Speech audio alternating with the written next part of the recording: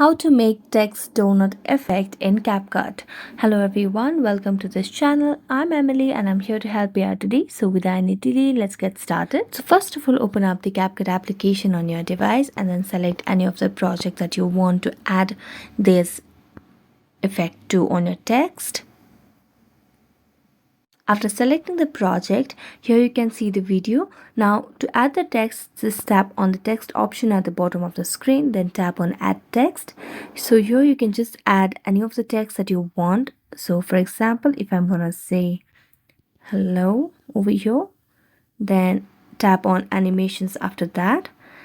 Now go to your loop section, which is beside the out section over here.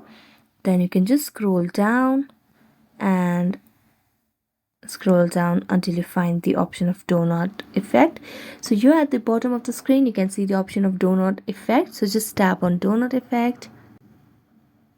So if you want it slow, you can swipe right, and if you want it faster, you can swipe to the left. So you can select the momentum as well. After that, you can tap on the tick mark and you'll be able to see the donut effect for the text in Capcut. So thank you so much for watching this video. If you enjoyed watching it, don't forget to like, subscribe and hit the bell notification for more updates.